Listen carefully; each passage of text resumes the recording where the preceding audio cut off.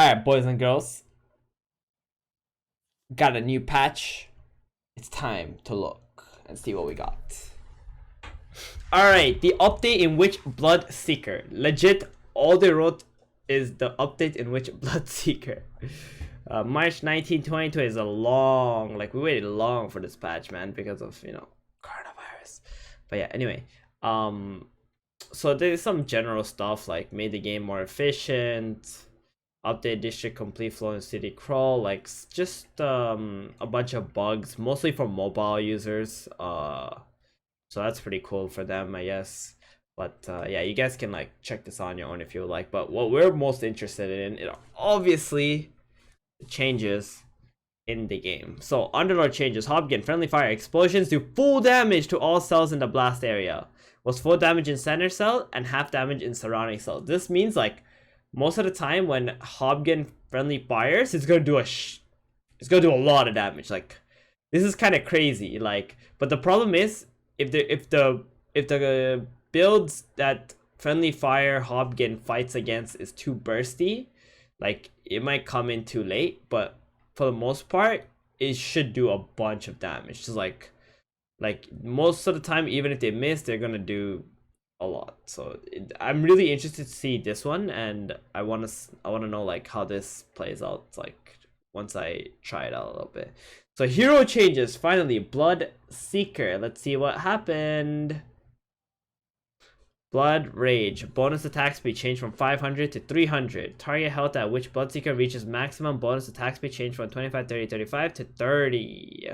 So this one is the biggest one, obviously. So now he lost 200 attack speed when he hits the maximum threshold. So if the enemies are below like 30% health, he hits like only with an additional 300 attack speed, not 500, which is pretty big deal.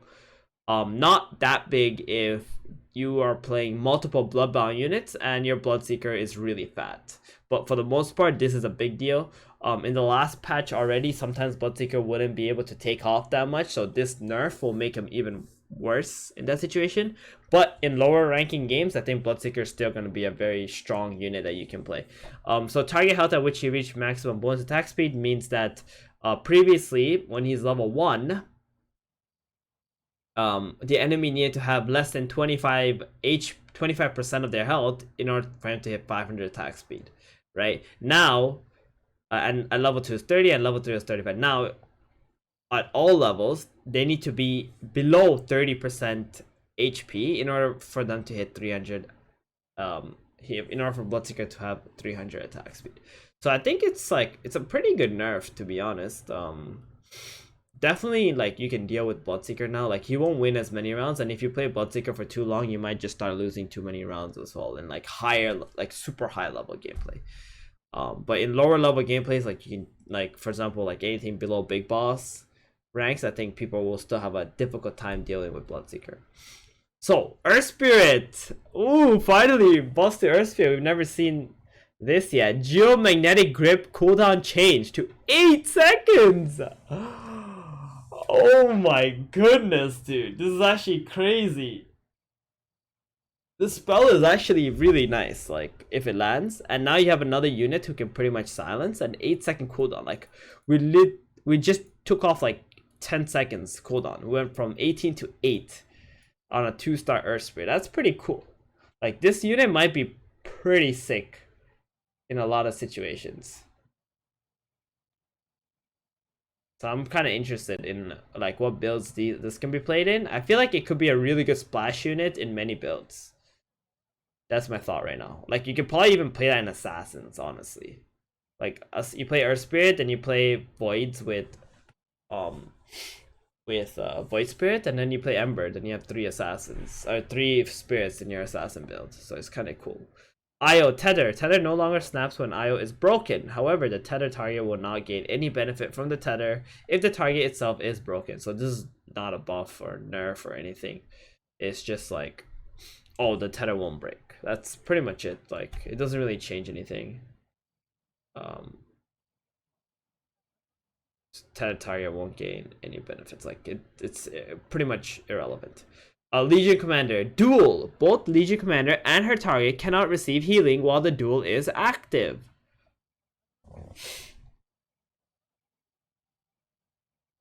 That's very interesting. So this duel, there's a bad thing and a good thing about this, right? The good thing is the enemy Legion Commander, or sorry, the enemy unit that's being dueled cannot be healed by his team in any way.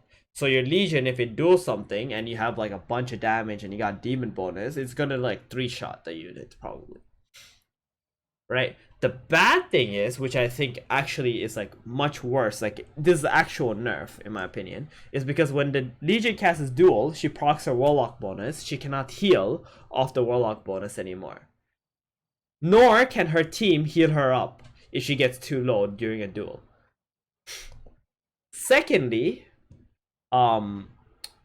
if you fight against Vigilant now, Vigilant will own Legion Commander. Like, Vigilant will actually own Legion Commander.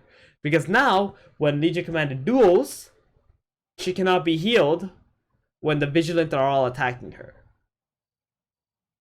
So she's gonna be hard countered by these Vigilant guys in that situation. Because previously, what Legion needed to do when she cast Duel is she needed to keep hitting and lifestealing back while the Vigilant are all hitting her. Now when she casts Duel, the Vigilant all hit her, the chance of her dying is like super easy. Especially if Heartless is like really good. So Legion Commander got really cucked like by this nerf. Like it's really, really bad for Legion Commander. Interesting.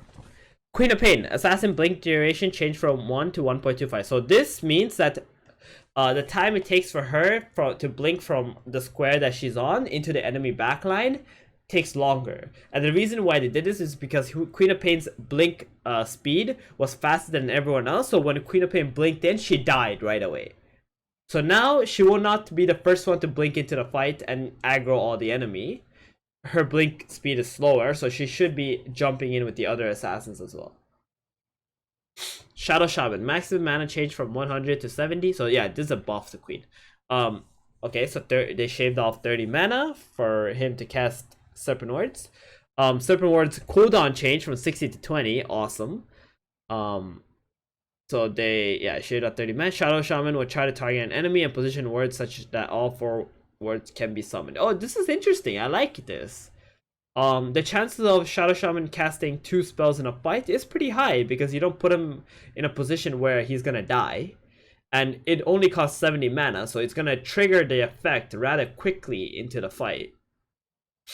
So I like this, actually, from the Shadow Shaman. I mean, he needed that. He's a 3-cost unit, right? Like, there's no way you were gonna make him be so bad as a 3-cost unit. Like, that's pretty cool. Shadow Shaman Serpent Ward's max health changed, so they also added about 60, 80, 100 health to his wards. And I think that's good too, like making it a bit tankier. So Savage Summoners could be quite interesting because of Shadow Shaman. Like, especially early mid-game. It could be really, really punishing to the opponents. Tusk Water's Punch can still be cast while Tusk is broken. Cool. Item changes. Aegis of the Immortal. Resurrection time changed from 5 to 3. That's much needed. Is not disabled by break! So this means that if the unit who has Aegis gets doomed, he will still come back alive. Even if he died while he was doomed. Or silver edged.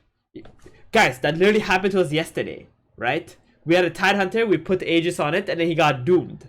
And then he didn't come back alive. They're watching. Caden's Blade. When the carrier is broken, the carrier does its normal attack instead. Yep. Quelling Blade will not target summons outside the carrying unit's attack range. Cool quality of life change.